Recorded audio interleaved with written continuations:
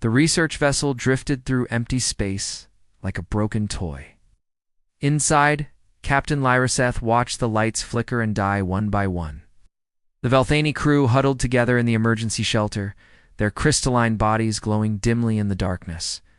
Through the cracked viewports, you could see 3 raider ships circling them like hungry predators. Lyraseth's second officer, Elmara, worked frantically at the damaged communications console. Her light patterns flickered with urgency as she tried to boost the signal one more time. The quantum beacon was their last hope. It would send their distress call across known space, reaching their allies in the Confederation of Peaceful Worlds. Help would come. It always did. The raiders had attacked without warning 6 hours ago. The Velthani were scientists, not fighters. Their ship carried no weapons, only research equipment and samples from the outer nebula regions. The raiders wanted their cargo hold, filled with rare crystalline compounds worth a fortune on black markets. Lyraseth had tried reasoning with them, offering to share their research freely. The raiders responded by tearing open their hull. Now, the ship was dying. Life support struggled to maintain the cold temperatures that kept Velthani alive. The emergency shelter would hold for maybe 2 days. After that, the heat from the ship's failing systems would kill them all. Velmara finished her calculations and pulsed the message one final time. The beacon activated, sending their coordinates, species identification, and a simple plea into the void. On the other side of the galaxy, Hyenwu sat at his station aboard the human colony ship. The night shift was usually quiet, just him and the gentle hum of the engines. He was checking routine signals when something strange appeared on his screen. The pattern was wrong, completely outside Earth's communication protocols. But the mathematical structure was clear. Someone was screaming for help. Hyenwu's hands moved quickly across the controls. He enhanced the signal, ran it through every filter he had. The message repeated on a loop. Coordinates. Some kind of identification code he didn't recognize. Underneath it all, desperation. He grabbed his communicator and called the captain. Captain Jiwan arrived on the bridge within minutes. She was a lean woman in her 40s, with sharp eyes that missed nothing. Behind her came Tamin, the first officer, looking annoyed at being woken up.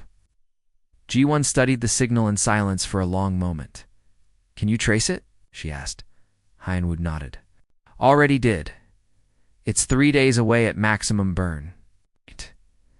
"But Captain, I don't think it's human. The frequency patterns are completely alien."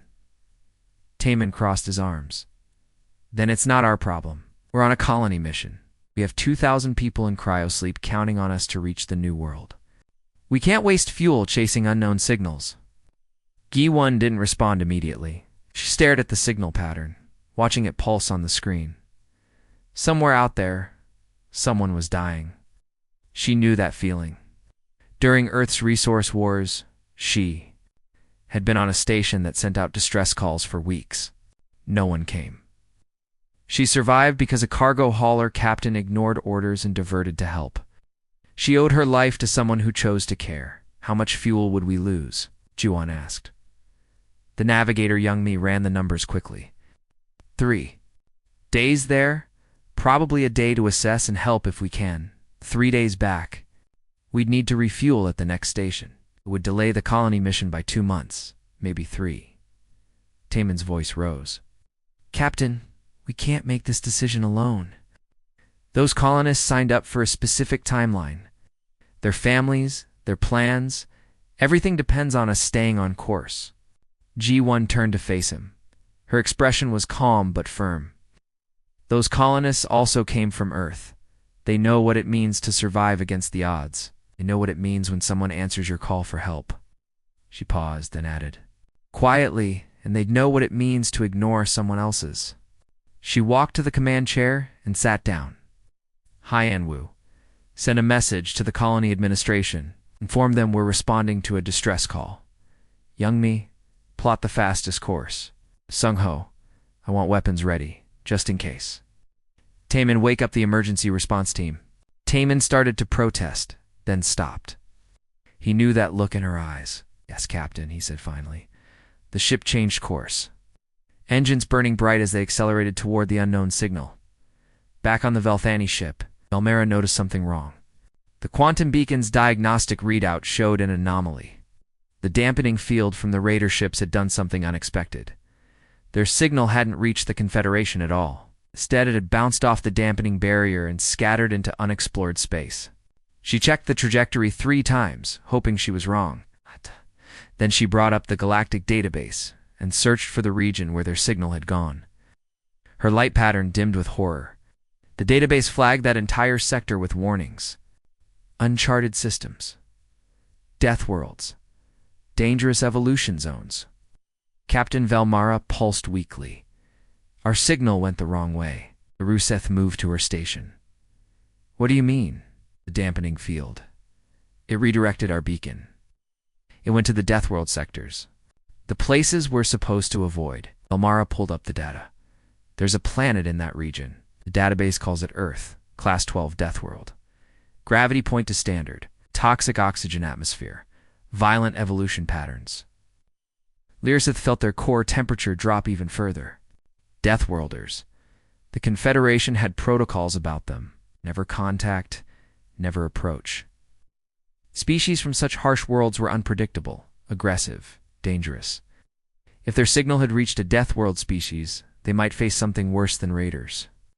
But as the hours passed and the ship grew colder, Lyriseth realized they had no choice. Either the Deathworlders came, or no one would. The Confederation would never find them in time. Their allies didn't even know they needed help. In the emergency shelter, the Velthani crew waited in the growing darkness. Some pulsed prayers to ancient light patterns.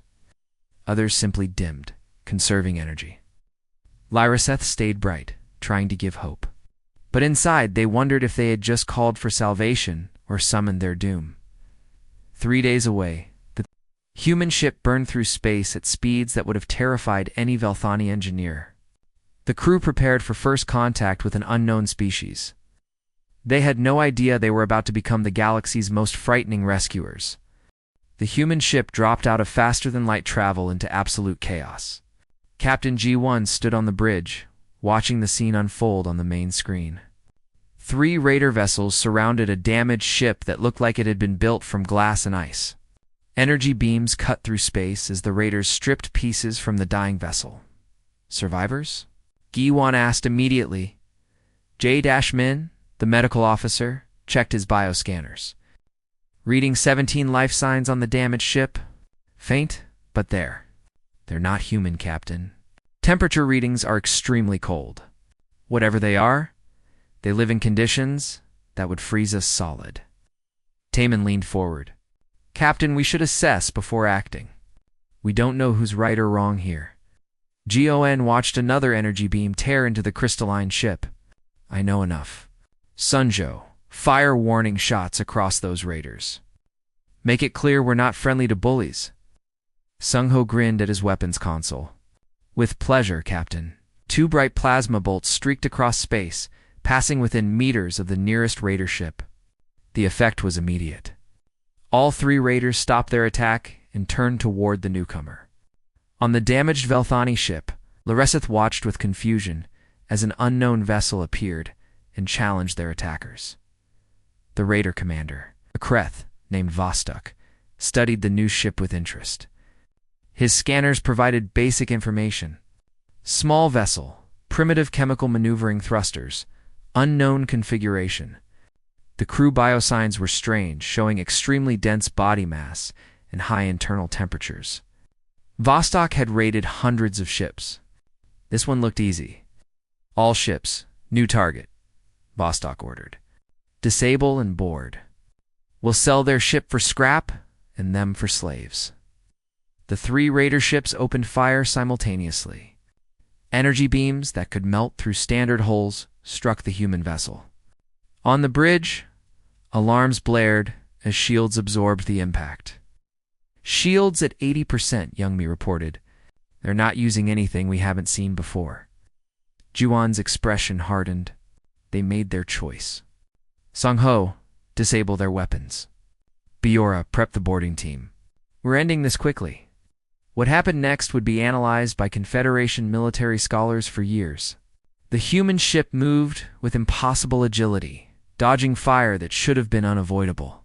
The crew inside endured acceleration forces that would have killed any Garden World species. Sung Ho's return fire was precise and devastating, taking out weapon systems on all three ships within minutes.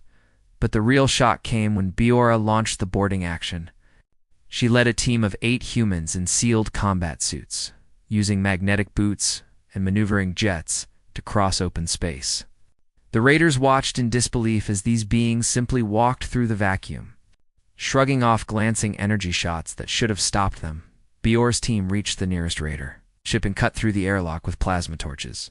The Kreth crew inside prepared to fight, confident in their superior numbers. Then the humans entered. The Kreth were large beings, 2 meters tall with 4 arms. But the humans were denser, stronger, and impossibly fast.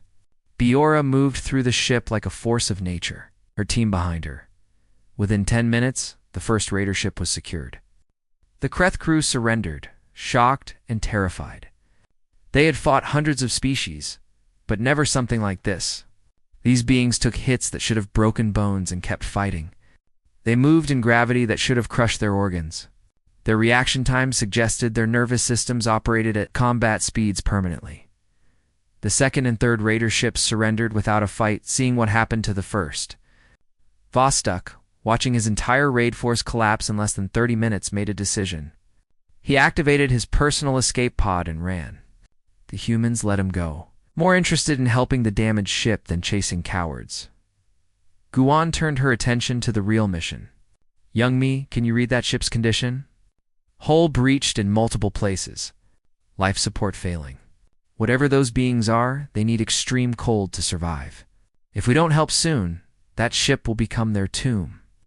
Jamin, what do you need? The medical officer was already moving. The cryo chambers. The ones we use for organ transport. If I can modify them, they might work as temporary life support. But Captain, I don't know their biology. I'm guessing.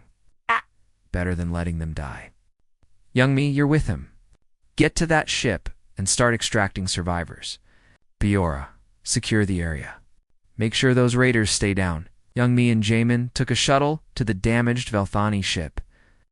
Up close, it was beautiful and fragile, like carved ice. Young Mi used her plasma torch to cut a careful entrance, avoiding any remaining power systems. The interior was incredibly cold, frost forming on their suits immediately. They found the Velthani huddled in an emergency shelter. Jamin had seen many alien species in simulations, but nothing prepared him for this. They were crystalline beings, their bodies transparent and glowing with internal light. They pulsed in patterns he didn't understand, clearly trying to communicate. I've got nothing, Jamin said. No idea how to talk to them, but I can see they're dying. Look at the temperature readings. It's rising in here. That's killing them. Yami made a decision. Load them into the cryo chambers. Carefully. If they break, we might kill them by accident. They worked as gently as possible, lifting each Velthani and placing them in modified cryo chambers. The crystalline beings were light, but terrifyingly fragile. One wrong move could shatter them. Jamin's hands shook as he adjusted the temperature controls, dropping them as low as the chambers could go. On the human ship, Captain Lyraseth woke in darkness and cold. Their mind was confused. They remembered dying, the heat rising, their crew dimming one by one. Then strange beings had appeared, massive and armored, moving through temperatures that should be instant death. Everything after was fragments. Slowly awareness returned. They were in some kind of chamber, the temperature barely acceptable. Through a transparent wall, they could see into a strange ship. And there, standing just outside, was one of the beings that had saved them. It had removed its helmet, revealing a face. 2 eyes, skin instead of crystal, breathing poison atmosphere like it was normal. The being noticed them stirring. It made sounds, vibrations in the air. Lyraseth couldn't understand the language, but the tone was gentle. The being touched the chamber's control panel, adjusting something. The temperature dropped a bit more, and Lyraseth felt better. Then the full realization hit them. These were the Deathworlders. The beings from that Class 12 planet. They had come. They had fought off the raiders in minutes. They had carefully extracted every Velthani survivor. They had improvised life support from equipment never designed for it. They had saved them, but looking at the being's face, Lyrsith felt pure terror. Its eyes held intelligence and kindness, yes, but behind that was something else. Strength that could crush them with a casual touch. Endurance that let it exist in temperatures that would cook Velthani flesh. A body built by a world so harsh, it bred violence into every cell. The being noticed their fear. Its expression changed, becoming softer.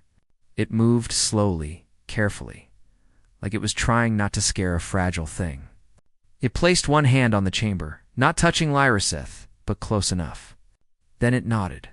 A gesture Lyriseth somehow understood. We will not hurt you. Across the ship, Jiwan watched the medical bay through a camera feed. Jameen, how are they? Stable. All 17 survivors accounted for. But Captain, we need to figure out how to communicate with them, and we need to find their allies. We can't keep them alive in cryochambers forever. Jiwan nodded. Get Hyenwu on it. He found their signal. Maybe he can figure out their language. She paused. And Jamin, good work. You saved lives today. Outside, the raider ships sat disabled and empty. The crew locked in their own brigs. The Velthani ship floated silent and damaged. And somewhere in the galaxy, word was spreading. The Deathworlders had arrived. They had shown mercy.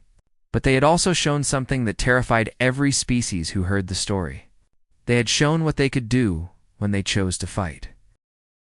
Hyenwu stared at the light patterns for the 5th hour straight. His eyes burned with fatigue, but he refused to stop. The Velthani communicated through light, flashing in complex sequences that held meaning. He had rigged up lead arrays around the cryochambers, letting the aliens pulse responses. Slowly, painfully, a translation system emerged. The first breakthrough came when a Velthani pulsed a simple pattern, repeatedly while looking at the temperature display. Cold. Hyenwu programmed that pattern into the computer. Then another Velthani pulsed, while gesturing at themselves. Self. Individual. One by one, words formed. After 16 hours, Hyenwu had enough vocabulary to attempt basic sentences. Captain Lyriseth watched the human work with fascination. The being moved with single-minded focus, barely stopping to eat or rest. Such endurance was impossible for any civilized species. Yet the humans seemed to think this was normal. Finally, Hyenwu input a complete sentence into the LED array. We help. You safe? We're home. Lyriseth's core warmed with hope. They could communicate. Carefully, they pulsed a response. The computer translated slowly. Gratitude. We are Velthani. Home is far. Confederation space. Who are you? Hyenwu smiled and typed rapidly. We are human. From Earth, we heard your call. There was a long pause. Then Lyriseth pulsed a question that made Hyenwu's smile fade. Earth, the Class 12 Death World. The human went to get Captain G1. Within the hour, a proper communication session was set up. G1 sat before the cryochambers, speaking while Hyenwu's system translated to light and back. What followed changed everything both species understood about the galaxy. Lyriseth explained the Confederation of Peaceful Worlds. Over 800 species, spanning 50,000 years of civilization, all from garden worlds with gentle gravity, stable climates, and abundant resources. They explored the galaxy carefully, mapping and cataloging, and they avoided death worlds absolutely. Your world is in our database, Lyriseth pulsed. Earth, we have known about it for over 200 years. But we have protocols. Never approach. Never contact. Species from such harsh worlds are considered too dangerous. Gi-1 felt a cold anger building. Dangerous? We just saved your lives. Yes. And we are grateful. But you must understand, your world is extreme beyond measure. Gravity exceeds standard by 40%. Temperature swings that would kill most species daily. Oxygen atmosphere, one of the most reactive elements. Frequent asteroid impacts. Unstable geology. Your entire evolutionary history is violence. Predators hunting prey. Prey developing defenses. Competition for every resource. Your species reached the top by being the most effective killers on a planet full of killers. Taman, listening nearby, spoke up. That's not all we are. You're learning this. Lyriseth agreed. But you must see how it appears to us. Your physical capabilities are terrifying. We have been observing you for 3 days now. One of your engineers, Youngmi, repaired our ship's core. She worked in radiation that would be lethal to any of my crew. She did not even hesitate. Jiwan called Youngmi to explain. The engineer looked confused. The radiation was minimal. Basic shielding was enough. It's standard maintenance work. For you, Lyriseth pulsed. For my species, that level of radiation would cause our crystalline structure to break down in minutes. You casually work in conditions we would consider instant death. Quan, the tactical officer, had been showing the Velthani human culture, trying to build understanding. He played recordings of Earth sports, movies, and entertainment. The response was not what he expected. Velmara, watching a simple action movie, pulsed in horror. This is entertainment? Velmara asked. People deliberately causing explosions, jumping from heights, engaging in combat, and others watch this for enjoyment? Quan paused the video. It's fiction. Made-up stories. Nobody really gets hurt. But why would you create stories about hurt? Why would you find joy in simulated danger? Velmara's confusion was genuine. In Confederation culture, entertainment is peaceful. Music, light patterns, mathematical beauty. We avoid anything that causes stress or fear. Another Velthani scientist, Kelthus, had been documenting human behavior. They shared their notes with their crew, and the findings spread through the survivors. Humans consumed capsaicin voluntarily, a chemical that caused pain, calling it flavor. They jumped from aircraft with fabric parachutes for recreation. They played games where they deliberately collided with each other at high speeds. Every single activity would be classified as torture by Confederation. Standard. But the moment that truly drove home, the gap came in the medical bay. A Velthani had suffered a crack in their crystalline structure during the Raider attack. To them, it was agony and potentially fatal. Jamin treated it carefully, using specialized bonding agents. As he worked, he tried to comfort them. I know it hurts, but you're going to be fine. I've treated much worse. Human children fall and break bones all the time. They heal and keep playing. The Velthani pulsed weakly. Children, your young suffer such injuries regularly? Well, yeah. Kids are clumsy. They run around, fall down, crash into things. Broken bones, sprains, cuts. It's part of growing up. Jamin didn't notice the shocked silence from all the Velthani. The human body is really good at healing. Give it a few weeks, and you can't even tell there was a break. Lyriseth finally understood. These beings weren't just strong or fast. They were built to survive what would kill everyone else. Their bodies repaired damage automatically.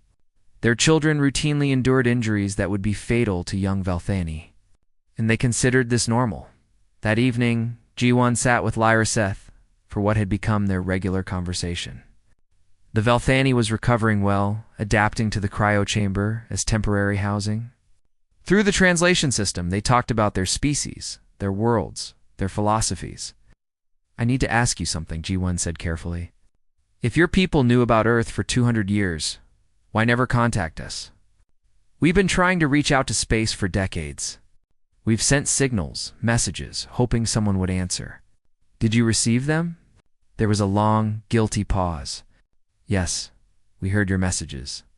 Many species did, but the protocols were clear. No contact with Deathworld species. It was considered too dangerous. Your signals were logged and filed, but never answered. Giwan felt that information settle in her chest, like a weight. Humanity had been shouting into the void, hoping for friends, for knowledge, for proof they weren't alone. And the galaxy had been listening the entire time. They just chose to ignore Earth because humans were born on a world that made them survivors. We're not monsters, G1 said quietly. No, Lyraseth agreed. You are not. You are something we did not believe possible. You come from violence but chose compassion. You have the power to destroy, but use it to protect. You terrify us, Captain G1. But you also give us hope. Perhaps civilization does not require gentle origins. Perhaps those who know hardship understand mercy better than those who never suffered. A week after the rescue, sensors detected ships approaching. Confederation vessels, 6 of them, moving in careful formation. The rescue fleet had finally arrived, responding to the original distress signal that had eventually found its way through proper channels. On the bridge, Juan watched them approach. Here we go, Taman said. First official contact with galactic civilization. Think they'll be grateful or terrified? G1 thought about everything Lyraseth had told her. About protocols and databases. About 50,000 years of avoiding species like humanity. About a galaxy that believed peace required gentle worlds. Probably both, she said. Definitely both. The Confederation fleet arrived in perfect formation, ships gleaming like jewels against the darkness. Fleet Commander Thasmoon, an elegant Aquarian with flowing sensory tendrils, watched the scene through the observation window. They expected to find raiders and rescued Velthani. What they found made their biological rhythms skip. A human ship, sitting calmly amid 3 disabled raider vessels. The Velthani survivors safe aboard. And somehow, impossibly, communication had been established. Thasmoon accessed Earth's file in the database immediately. The warnings flashed red across the screen. Class 12 Deathworld. Extreme hazard. No contact protocols in effect since observation year 783, that was over 200 Earth years ago. Open communication channel, Thasmoon ordered. Their voice carried across space, translated by systems older than human civilization. Attention, unknown vessel. This is Fleet Commander Thasmoon of the Confederation of Peaceful Worlds. Please identify. On the human ship, Guan straightened her uniform and responded. This is Captain G1 of Earthship Daegion's Promise. We responded to a distress call. The Velthani crew is safe aboard our vessel. We've been keeping them alive and awaiting proper rescue. Channel fell silent for a long moment. Thasmoon was processing the impossible Earth. The name alone carried weight in Confederation databases.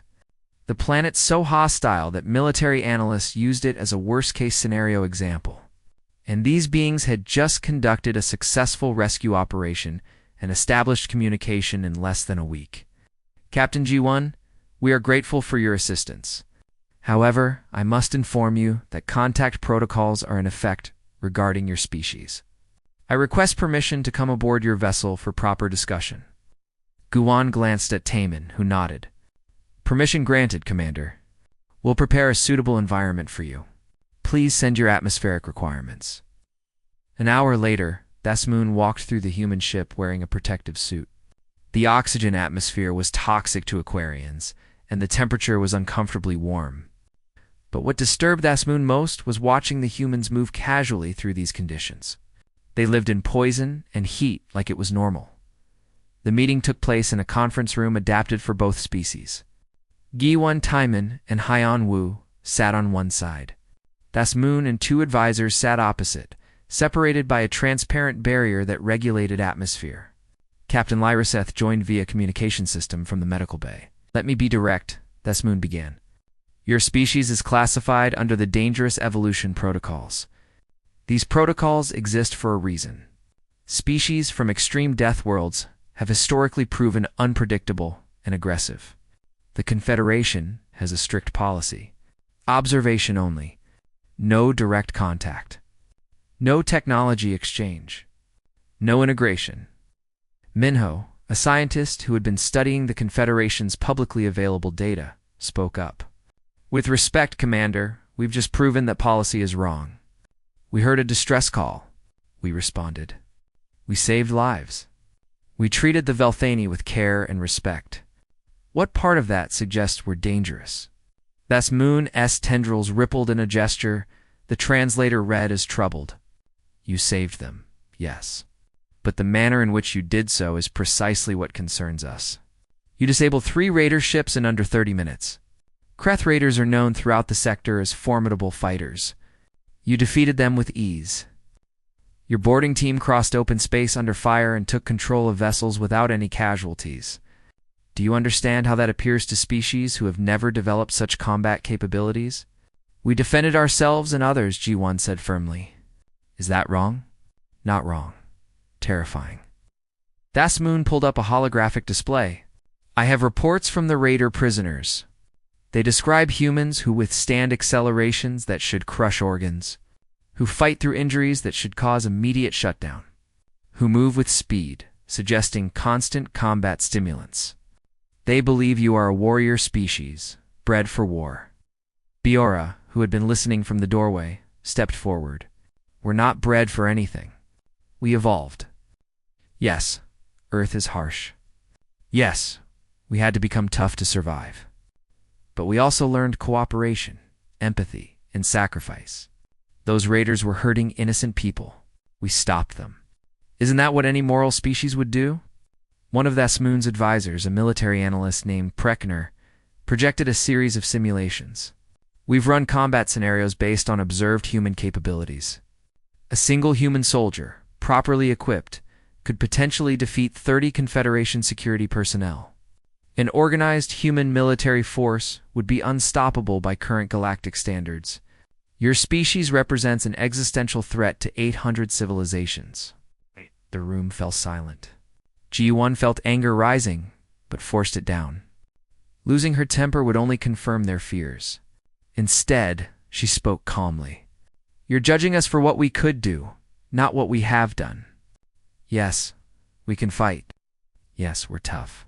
But we're also here, having saved your people, asking for nothing in return, except to be acknowledged. We're not invading. We're not threatening. We're trying to join. Thasmoon's expression was difficult to read through the translator, but the tone came through. Sadness, mixed with fear. I understand your position, Captain. Truly, I do. But I have 800 species to protect. Some of them are so fragile that a human's casual touch could kill them. How do I integrate a species that is physically capable of accidentally destroying others? Lyraseth's light patterns flashed urgently. Commander Thasmoon, permission to speak. Of course, Captain Lyraseth. The Velthani's words came slowly, carefully chosen. I have spent 8 days with these humans. Yes, they are powerful. Yes, they come from violence. But I have seen them struggle to be gentle with us. I have watched them carefully control their strength to avoid harming our fragile bodies. I have seen them improvise solutions to keep us alive in conditions they cannot naturally understand. They risk their mission, their resources, their safety for strangers. Lyraseth paused, letting that sink in. The Confederation has operated for 50,000 years on one assumption. That peaceful civilization requires gentle origins. These humans prove that assumption wrong. They suggest something we never considered. Perhaps those who have known true hardship understand compassion better than those who never suffered. Perhaps the galaxy needs people who can protect the vulnerable, not just share resources with them. Another Velthani, Velmara, added their voice. When the raiders attacked us, where was the Confederation? We sent our signal to allies who could not reach us in time. Only the Deathworlders came. Only they had the courage and ability to face danger.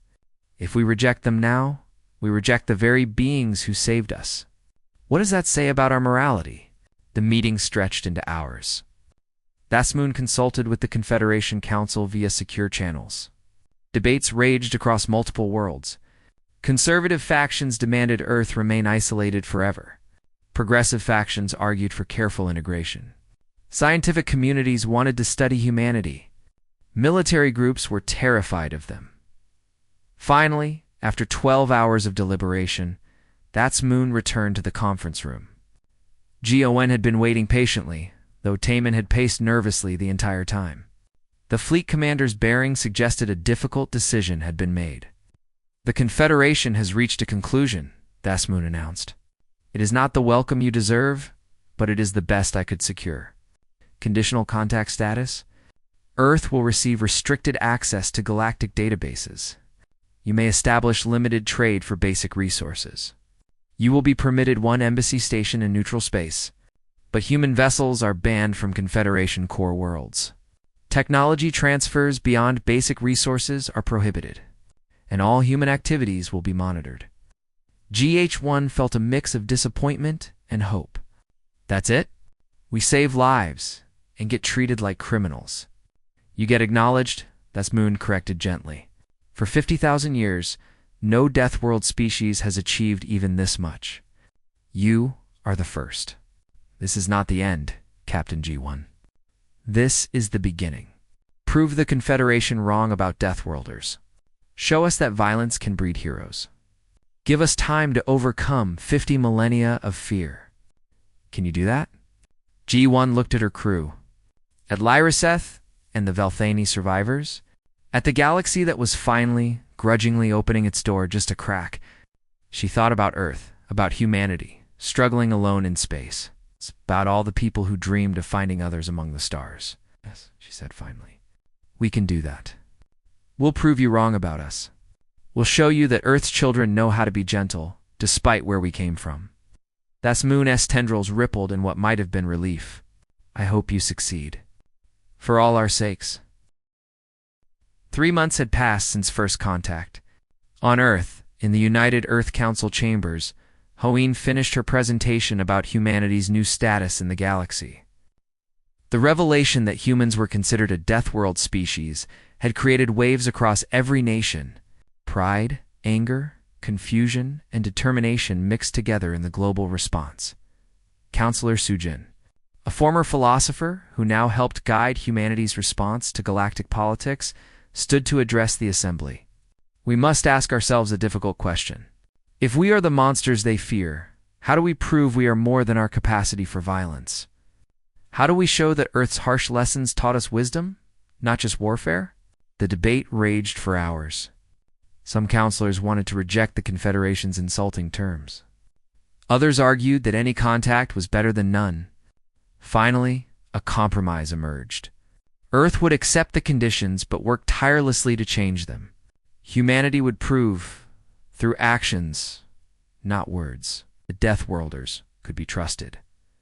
Far from Earth, on a Confederation diplomatic station, Captain Lyraseth prepared for their new assignment.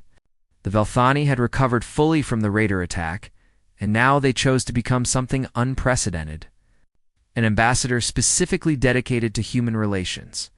The appointment shocked many in the Confederation. But Lyraseth was determined. They spent their days writing reports, giving lectures, and slowly changing minds. Lyraseth explained human psychology to species who could barely comprehend it. They showed videos of human children playing, laughing, helping each other. They described Earth's history. The violence, yes, but also the art, the music, the philosophy. The endless human drive to be better than their circumstances demanded. One evening, Lyraseth received a communication from Captain Juan. The human had just arrived at the New Earth Embassy Station. Beginning her role as humanity's first official galactic representative, they arranged a meal together, each in their own environmental chambers, but sharing the moment.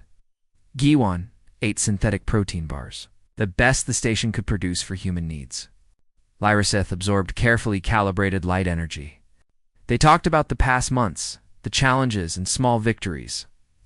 I've been thinking about what you said, G1 began, about how we thought civilizations needed gentle worlds to be peaceful. Do you still believe that? Lyraseth's light patterns pulsed thoughtfully. I believed it for 300 years. It was fundamental to Confederation philosophy. But you have shown me something I never considered. Perhaps those who know true hardship understand compassion better than those who never suffered. Perhaps surviving teaches wisdom that comfort cannot. That's generous, G1 said.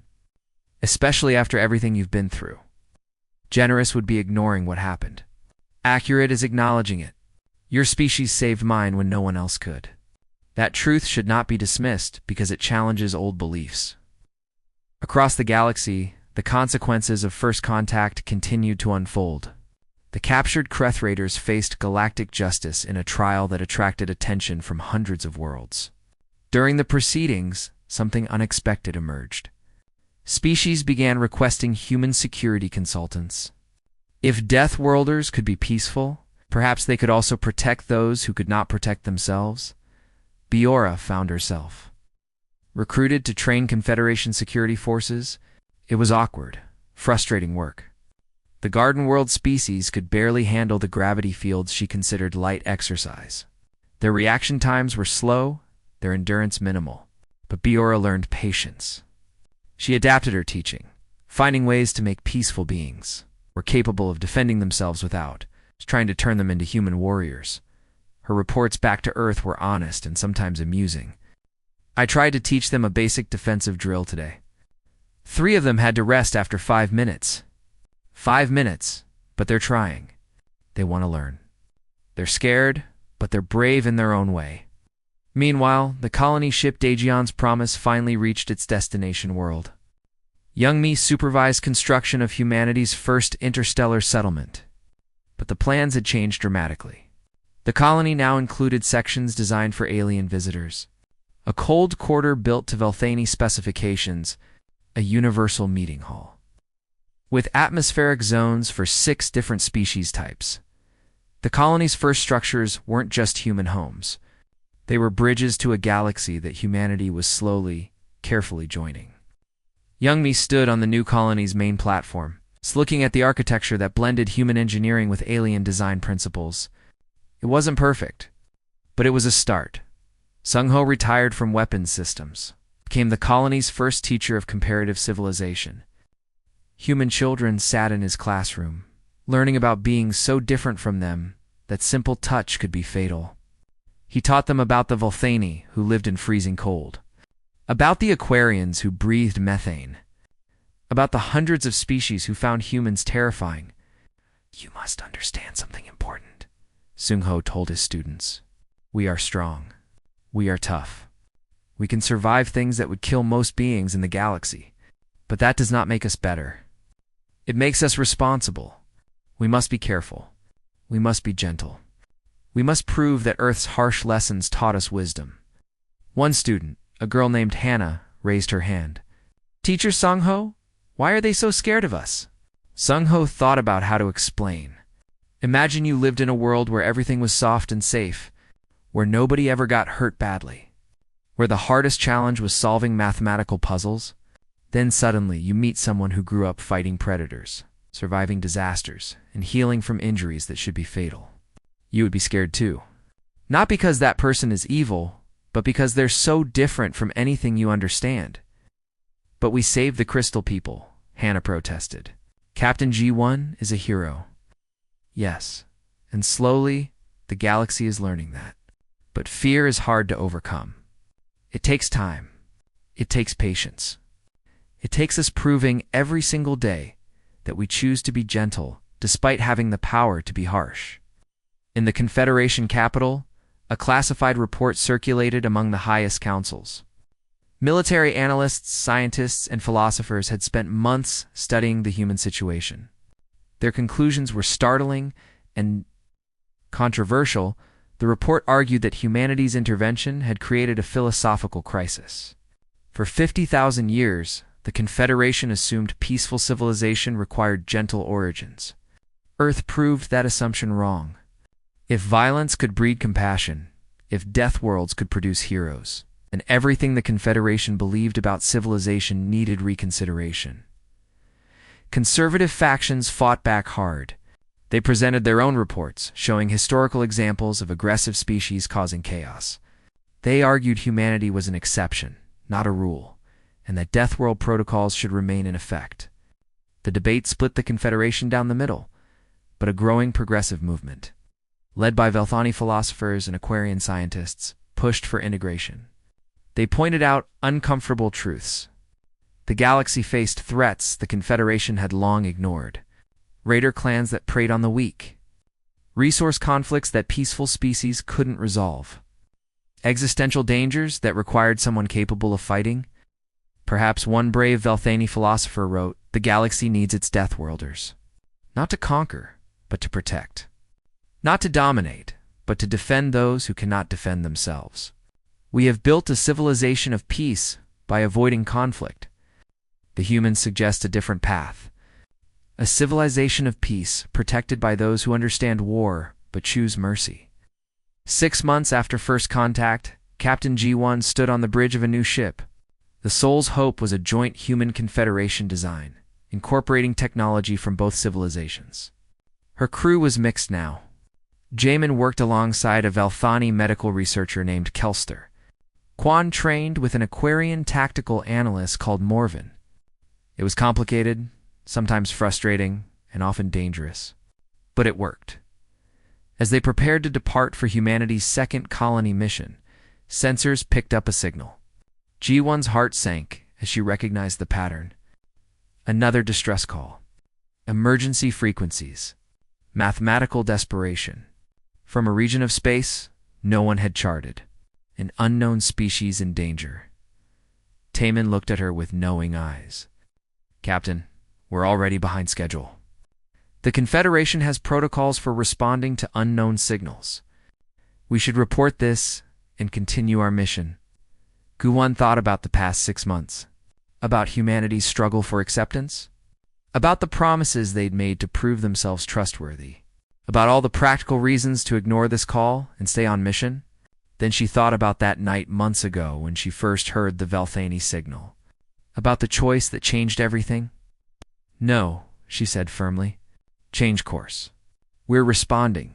Captain, the Council will be angry. The Confederation might see this as humans overstepping boundaries. Gi-1 met his gaze steadily. Let them be angry. Let them question us. We didn't fight to join this galaxy so we could ignore people in danger. Earth's children don't look away when someone needs help. That's not who we are. That's not who we'll ever be. Around the bridge, the crew took their stations. No one complained. No one argued. They understood what G1 understood. Humanity's place in the galaxy wouldn't be won through careful politics or patient diplomacy alone.